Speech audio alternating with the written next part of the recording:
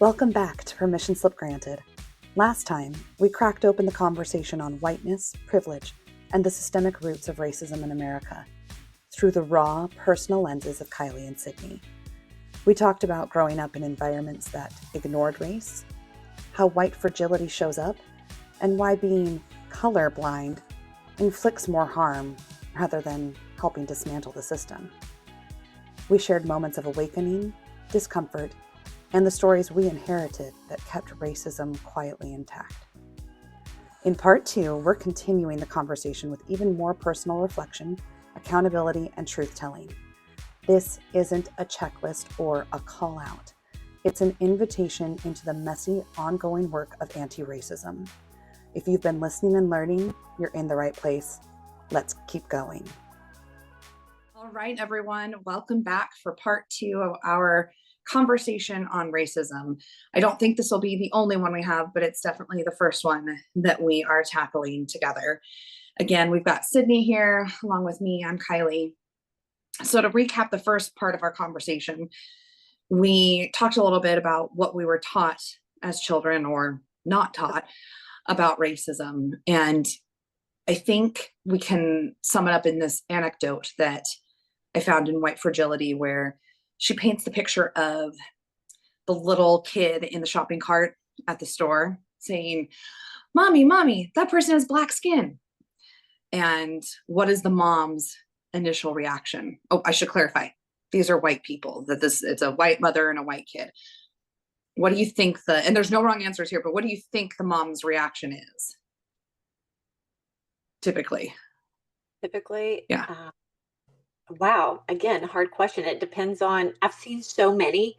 Oh, that's cool. Because I haven't. I've only pretty much seen a variation, like not verbatim, but pretty much something along the lines of like, shh, right? Of like hushing the kid. Like, we can't say those, like, we don't say that, right? Like, yeah. I've seen variations of that, but that is ultimately the message. Have you seen other things? Yeah. So I would say that's a very great answer for a large sum of people. Like, if in the context of the child says it loudly, right, and the mother hushes the child and says, oh, no, this is like taboo talk, or, or you don't want to seem racist, or we don't want to show that part of us. That's not how we want to come off, because that might show our true colors, or, right, or if they're not racist, and I'm talking about a large extreme, but we don't want to give off that energy, right. But I think that is such a great example and something for mothers to think about, the next time they're in the grocery store and that happens, because, how would you react, Kylie, first of all, as a mother, since I'm not, I want to read the direct right now. Mm-hmm. Right now, I would say, yeah, that person does have black skin, and move on with the conversation. And then when we got in the car, I would talk about like, hey, so it's not the most polite thing to call out people's differences, whether it's their skin color, whether they are in a wheelchair, whether they, whatever makes them different, right? We don't necessarily want to call those out, because how would you feel if someone pointed out, like, if it was my youngest, he's got a birthmark, right? How would you feel if somebody called out your birthmark? And I would bring it back to that. And then I would have an additional follow-up conversation about, additionally, we do see color of skin. Whoever says we don't see color is lying to themselves, right? We see it. And we want to make sure that we treat it respectfully so we can talk about it, because that's how we change it. But we need to be aware that yelling it in the supermarket is probably not the best place to start those conversations. And that's how I would handle it with my kids. Love that answer. But that's not how I would have handled it when they were little. I totally would have been the mom that was like, shh, because this work for me has just started over the last few years, and my kids are older now. And I would have believed that the correct response was to shush my child and not talk about racism, when that's doing us more harm as a society, and it's reinforcing these beliefs that it isn't there when it is.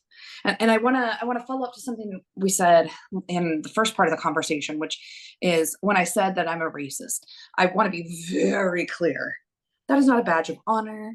That is not something that I am proud of. That is not something that I am going to continue to be, right? But just being very honest, open, and owning the conversation that, like, no, I have made choices in my life that I would not have thought had racism involved, that absolutely did, because it mean people doing hateful things, right? It's about this system that our country's been built on. And so where we shift it to is, okay, how do we do the anti-racism work, right? How do we take that on? Because that is something that we want to embrace. Again, we don't want to do it performatively as like, oh, look at me, I'm anti-racist, right? But that is something that I can wear as a badge of honor behind the scenes. I don't need anybody else to know that, right? Right. So let's talk a little bit about that. How do we do the work imperfectly? I think some of the best advice that I got when I started doing this work was to listen and amplify people of color and what they're saying. And don't hop in with, oh my God, I'm so sorry, us white folk have to, because they don't need that. They don't, even if my intention is genuine and heartfelt and I don't know this person, right? And then I'm talking in generalities, like on social media and stuff. If this is like a main person in my life and they're sharing something, I want to acknowledge first and then, like, acknowledge that's whatever that experience is that they're sharing is awful, is good, like, I don't know, right? And then just be like, I'm really sorry that racism has shown up in your life that way, right? But making it more about, again, the system and not about me, because that's the biggest thing, I think, is not centering the conversation around yourself as a white person, because everything's been centered around us for so fucking long. And so amplify the people of color. Go follow a whole bunch of people on Instagram. I started doing that. You'll get a very different feel for your part of the country, for your part of the world. And it will really open up your eyes to a lot of pieces that you might not be realizing. So I will make sure to put in the show notes all of these options, or not options, people, resources. But Rachel Cargill is a great one. The Great Unlearn is another fantastic Instagram account to follow. There are a number of books that are great. And I would, as a white person, I would definitely say start with White Fragility. Because if you can get comfortable being uncomfortable about this angle, which is the truth of our existence in this country as white people, if you can really grab the message of that book, then it makes it easier for you to hear the words from people of color. It makes it less of a, well, I'm not that way, right? And it just allows you a little bit more objectivity when you're taking in this information and really trying to grow and expand yourself. So some of the books that I've really found value in, White Fragility, start with that one. So You Want to Talk About Race is another good one. And I had authors' names written down. Let me see. There we go. So You Want to Talk About Race is by Ijeoma Oluo. I don't know if I said that right. That's on me. Me and White Supremacy by Layla F. Saad. Stamped from the Beginning by Ibram X. Kendi. Those are all really great books to add to your reading list as you're trying to do work. Yeah, I would absolutely love to dive into those, and I'm glad they're going to put on those notes, because I'm definitely going to put that on my, read list. But what I'm really getting from you is you're saying be the change that you want to see in the world on a small scale, because really, in reality, that's what makes the big change. I also want to reiterate what we said, in the last on part one was, Kylie and I are both white females talking about racism. I'm giving us and myself first and foremost, because this is a difficult conversation for me to have, as well, to give myself permission to show up to this conversation as a white female and put my 2 cents in, because I realize no matter what I say about this is going to offend someone. And if you are listening and you are, you don't understand, or you're highly passionate about, collaborating or maybe understanding, or, just joining in on this movement that we are creating, and this podcast, especially centered around this topic, is you want to see integration. You want to see, the world peace. You want to see Martin Luther King's Jr. his dream come to fruition. And I really believe, Kylie, like what you're saying, like be the change on a small scale. If we all did that, if we spreaded this domino effect of, yeah, what would you do, to your other white friends? What would you do as a mother if your child said that, in a grocery store? What would you do? And ask your friends that, and maybe share your side, not in a, I'm, my opinion is supreme over yours because, I am an anti-racist white woman, Right. but on a degree where I'm a human and I want love for all of humanity, and I want to be a part of this change. And how can we, as the white race, make this happen, right? Yeah. Because, Absolutely. like you said in the last episode, and I highly agree, like,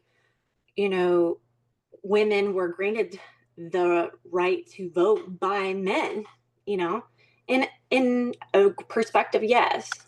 And us as the white supremacists, and we have to be able to call ourselves out, to really lean in on the hard conversations, right? And this is hard because in the past, for me, I have been defensive about, oh yeah, I'm not racist, and you're right, this isn't about me, but I also don't want to overextend that empathy and be like, oh, I am so sorry that this happened to you, because I am not all of those other white people that did all those bad things. But we're here in the now. So how can we move forward while holding space for history and what has happened? And I think that's such a fine line, really, to dance around. So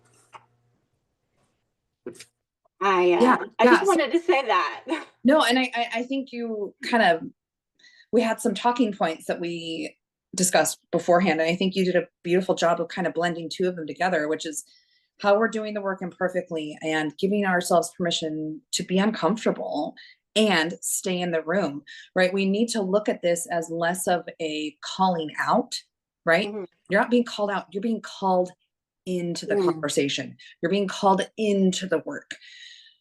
I thought it was universal connection, magical timing that 3 minutes before we hopped on here to finish this conversation, my Amazon device listed some more updates from our current political administration that is so tied to this topic. And we don't need to get into that because politics. The thing that I want to, and I don't want to get off topic for the conversation, right? But the piece that I want to bring in is this is important work right now. In this moment, 2025. This is not some antiquated, we don't need to have that conversation because the civil rights movement in the 60s. No, this is still happening. Things are moving backward.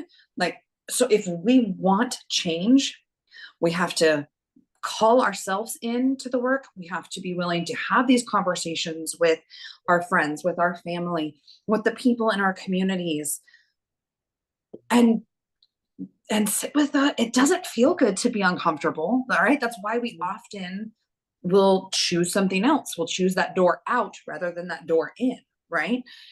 So that, I think, is the biggest piece to take away from both parts of our conversation is when you feel that instinct to defend yourself and someone brings up race or brings up maybe something you said that was racist, allow yourself to feel it and try to stay open and curious, right? So I'll share this piece that this is when somebody called me out. And this was a couple years ago before I had really even started doing this work. I was a lot more active on social media in posting day-to-day shit, you know, and so I was doing a spa night at home and did my face mask and looked all ridiculous, right? Like we see in movies and commercials and whatever. And so I snapped a picture, put it on Instagram, and went on with my life.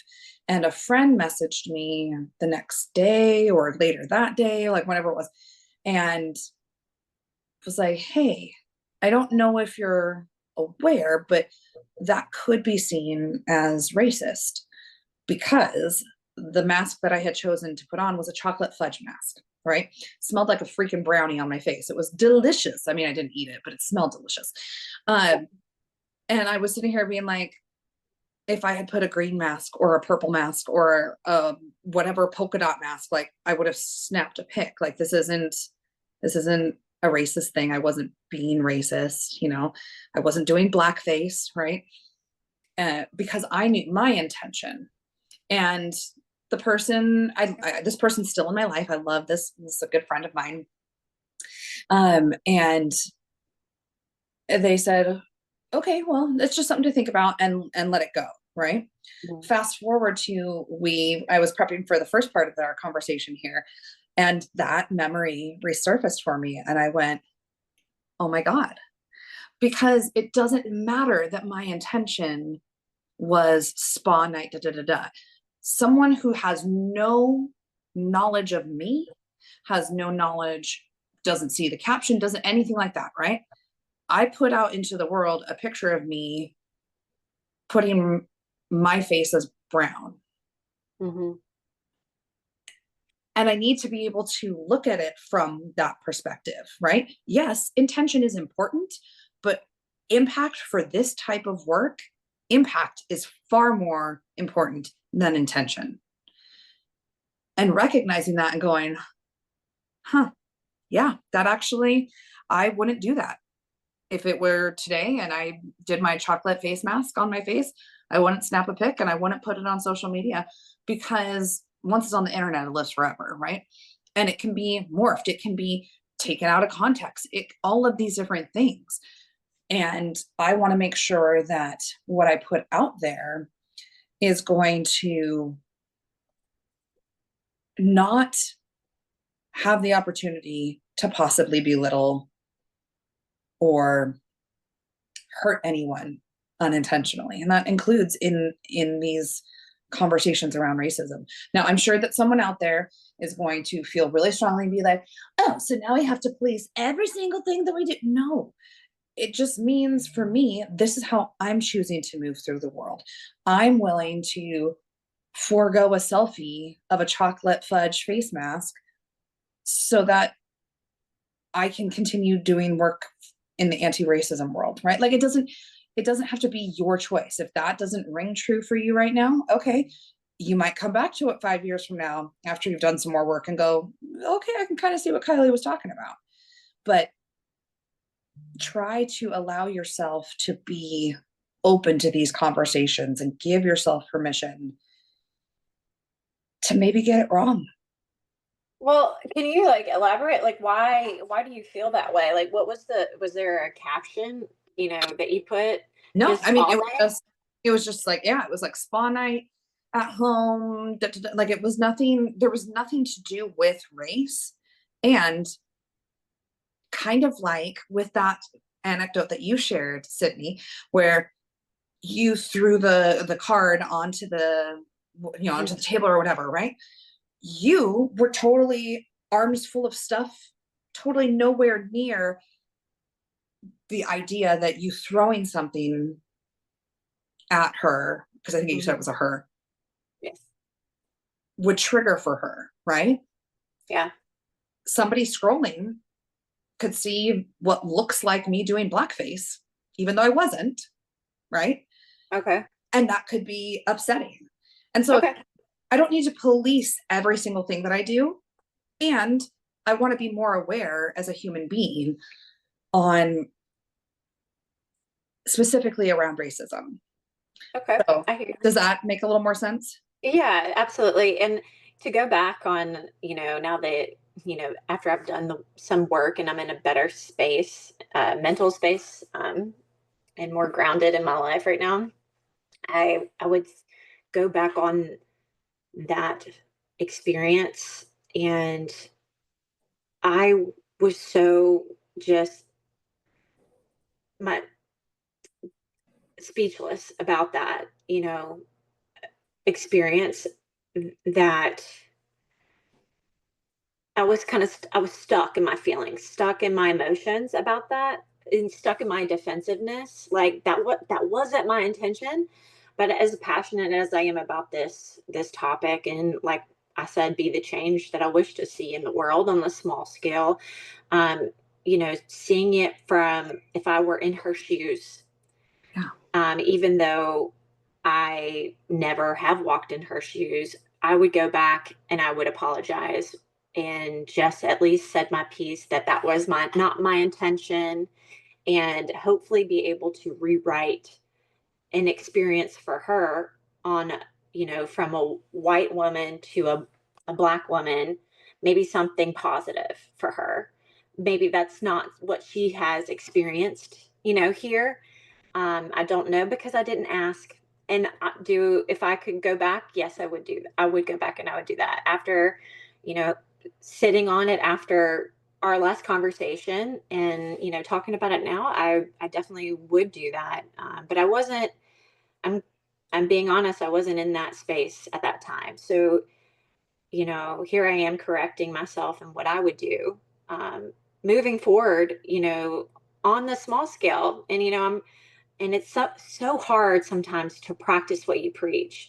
And I think the more that we lean in, like you said, in the discomfort and staying present as the white race, try to lean in just a little bit more each time. Yeah, you might make a mistake. Yeah, you might find yourself stuck in your defensiveness, and you don't have to talk about it if you don't want to, but sometimes going to somebody you trust, that you can have this conversation with, whether it be somebody of an opposite race or the same race as you, but someone that can hold space and have a mature conversation.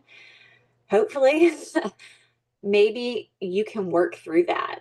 Um, or maybe you can just journal it. Maybe that could be a way for you to do the work. Sometimes growth doesn't, happen overnight, or, Yeah. this happened like a year and a half to 2 years ago, this experience. So, and I'm just now, I'm so glad that we're talking about this right now, because I'm just now revisiting this on like a really deep and like emotional sense, that I'm, tapping back into that experience. And I'm proud of myself. So yeah, I'm tapping myself on the back in a way that I have, done this growth. And I know that I have more growth to do in this area, and it's not done yet.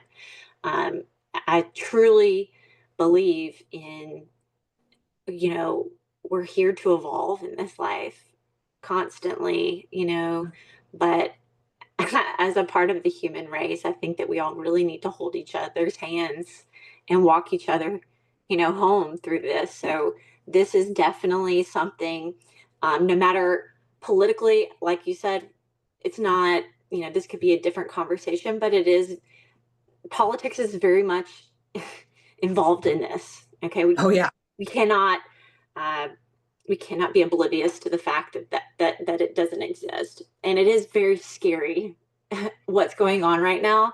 Um, Yeah. And I believe that, the news and, whether you're a Democrat or Republican, there's so much of a divide right now, especially when you turn on the news, that they're Mm. trying, I feel like a sense of fear is still being instilled in us, and that's exactly what happened back, during the civil rights movement, is a, just a sense of fear that people are trying to instill in us, and it's not getting us any further. We are taking steps back because doing this is the work. Yeah. This is a part of the work, is leaning into these difficult conversations and not going through what he said, she said, and reliving your past negative experiences. I feel like if we're going to come together as a human race, we've got to be willing to have these difficult conversations. And it starts with the conversations that we're having with ourselves. Totally. Yeah. And if you're struggling with this topic in general, I think it would be really another great place to start is looking at the difference between equality and equity. Because a lot of people will make the argument that, oh, well, since the civil rights movement and the passage of Civil Rights Act and things like that, oh, we're all equal now. But that doesn't mean that we have the same opportunities. And that is where the difference is between equality and equity. So there's a lot of great metaphors that you can look up online, but there's one of some kids watching a baseball game through a fence, or rather that there is a fence. And equality is that they all have the opportunity to be there to watch. But when you look at the height difference, one kid is tall enough to see over the fence, so he gets to watch the game. The kid next to him is not tall enough, cannot see the game, and the kid next to them is in a wheelchair, right? So equality, they all have the opportunity to see the game. Equity looks like the one kid who doesn't need any help can see the game. The kid who's too short has a little extra block that pushes him up high enough, now he can see the game. And the kid with the wheelchair, they had like some ramp that went up to like a higher platform. So again, they could see, right? This is the difference between equality and equity. And this is what a lot of people of color are asking for. And a lot of people in the anti-racism work are trying to bring to white people's awareness that no, racism doesn't go reverse. White people are not being racist to white people. Historically speaking, we have had far and above in the privilege and had far more in the equity discussion than other races. Period. Like there's no getting around that. So these other pieces to help make up that difference, that's not racism in reverse. That is simply addressing the systemic issues that have been here since our country was founded, to offer more privilege and opportunities to those who haven't had it. So go look up those two concepts, look up the books that we were talking about. I'll list some different podcast options that are good too. Above everything else, stay in the room, stay in the conversation, even if it's uncomfortable, even if you fuck it up. Because at the end of the day, what is more important? That you might have offended somebody by getting it wrong, or that you continue to be complicit in furthering systemic racism? That really has to be what it comes down to. Yeah, absolutely. I agree. I would love to share with you a story that really woke me up to the fact that racism is very much alive in this day and age. And I was 18 years old. It was my 18th birthday, and I was given an assignment in my dual enrollment class as a senior in high school, and it was through StoryCorps, which StoryCorps is based in DC. It's the largest digital library in it's the largest digital library in the United States that has recordings of human conversations of all types. And it is, like I said, based in DC, and you can go online and make an account and, search through all the conversations. It's amazing. But the assignment that I had was um, find somebody, an historic figure, and have an hour-long conversation with them, and then we had to write a paper on it.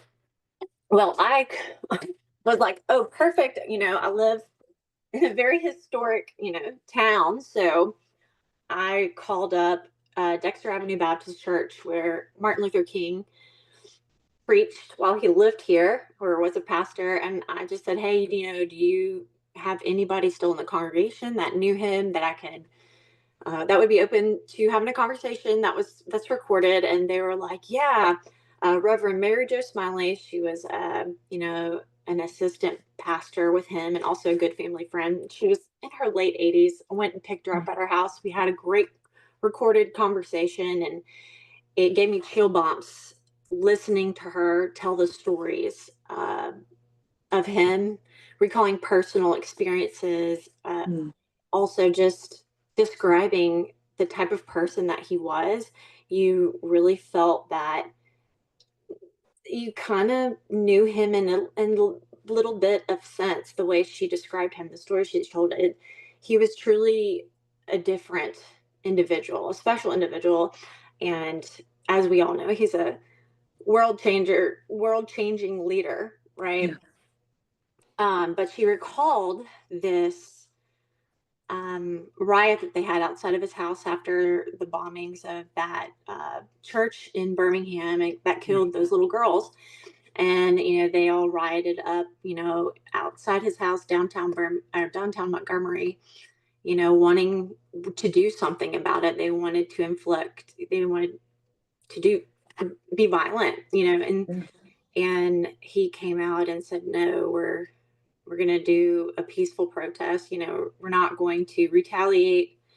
And of course, the police force show up, white police officers. And she's so funny the way she described it. She said, they started to the police tried to um, break up the riot, break up the protest, and things got handsy. And she said, I jumped on this police officer's back, and I turned upside down and jiggled his gonads or something. She used some other term, and just hearing it from a woman, a past reverend in her 80s, and she was laughing about it, and we were, it was hilarious. But she just recalled that memory, and for me, what came up was, and is still alive today, is just the fear on both sides, right? And it's like, especially in our police force, this is still happening, right? With Breonna Taylor, with George Floyd, like all of these, there's fear on both sides. And, I know the white races has asked questions like, why are they fighting back? Well, I was like, because they've always had to fight for their lives, for their rights. Yeah. And what was special about Martin Luther King was the fact that he was a leader in the fact that he had this dream, and he stood firm and rooted in his faith, and the fact that he wanted to be the change that he dreamt of in this world. And he led people to nonviolent, protests, to nonviolent, and I really, especially as life coaches and graduating from the Jay Shetty certification program, where we have to be just as prepared as peacemakers as people who plan wars, right? And so something that I took away from those two experiences, paralleled right there, right? If I'm making any sense, or if I'm losing you, please let me know. But that was such a beautiful experience, and I've listened to it a couple years ago, and if I can share it, which I don't believe that I can, based on my profile, but if I can, I would definitely, I'm going to go back and see if we can link it up in our notes, because I think that would be it would be awesome if you guys could listen to it on top of, all of those reading materials, Kylie, that you assigned to us. But I remember leaning into ending that conversation with the question, how I asked her, how is racism improved from that experience and that riot outside of Martin Luther King's house to now? And she ripped my ass open, and I'm so glad that she did. And she said, what do you mean? Like, it is still much fucking alive. And, it is nothing. I mean, she was really offended that I asked that question. And my intention wasn't that, but I was quiet because, she was right. Absolutely. And, that was my negligence as a white woman, and I was young at the time. That was not a great question, or I should have worded it better. Right. But even still, if I worded it better, the answer probably would have been the same. Correct. Well, right. And I think that the question that you asked ties into the maybe the last final point that we can make, and then we can hold the rest for 3.0 of this conversation, because I'm sure I would love to get Hillary and Kristen in on the conversation further down the road. But people throw around this term of white guilt. Oh, we're supposed to have white guilt. We're supposed to feel so bad that our ancestors, people we didn't even know, maybe they weren't even my ancestors, held slaves. And it's like, yeah, that's called fucking compassion, right? Exactly. But it doesn't mean shame, which I think this is where people are getting stuck, right? Mm-hmm. You don't need to have shame that you are white and that white people did this and built the country this way. And you can still have feeling about it and have it help you move forward in this work and in making a change, because perfection and politeness will not dismantle racism, but our willingness to show up, mess up, and still keep going, that just might. Yeah, I definitely can relate to that, especially when I'm talking to friends of the Black race who are, passionate about this conversation or this topic. I can't do anything and I think I need to correct this about myself, and I'm still working on it, is, there's nothing I can do about the past of what white people did to slaves. And it hurts my heart so badly. It really does. But I don't know. I'm here in the now, and I would like to be able to meet them on a level where we can have conversations just like this about, okay, I'm really passionate about this too. What can we do now? Yeah. To move forward together? Because there's nothing that I can do to erase or correct that. All we can do is hold space and remember. Yeah. So that we don't repeat history. All right. And that is all instilled in fear. And I think showing up to this conversation, and thank you, Kylie, so much for, having this conversation with me and showing up. And it definitely has made me feel better about, leaning in and having these difficult conversations and just sharing my side and my perspective.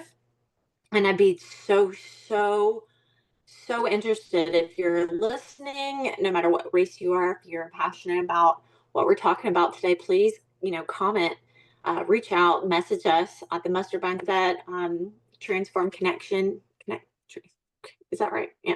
Yeah. Transform coaching. Yeah. Or permission slip granted, come on and comment on our community. Just let us know. If you want to be a part of Racism 3.0, we would love to hear from you. Yep. Yep. So this whole conversation, let's wrap it up. It is about giving ourselves a different kind of permission slip. The permission to be wrong, the permission to be uncomfortable, and to not have the perfect words. If you've been listening to this episode thinking, damn, I wish I had someone like that walking with me, then we've got good news. You do. Each of us hosts coaches clients just like you. Sydney supports people reclaiming their worth beyond performance and perfection. Kristen helps individuals unlock their true potential by building confidence and self-worth. And as for me, I'm Kylie, and I coach unconventional humans navigating the hard, beautiful work of becoming who they were always meant to be. You'll find links to connect with us, learn more, or apply to work together in our show notes. We'd love to meet you right where you are. Be sure to subscribe or follow, depending on your platform, so you never miss the permission slip you didn't know you needed. And whether you're looking for support, have a topic you want us to unpack, or just need to drop a comment, we'd love to hear from you. Thanks for hanging out with us. We'll see you next time.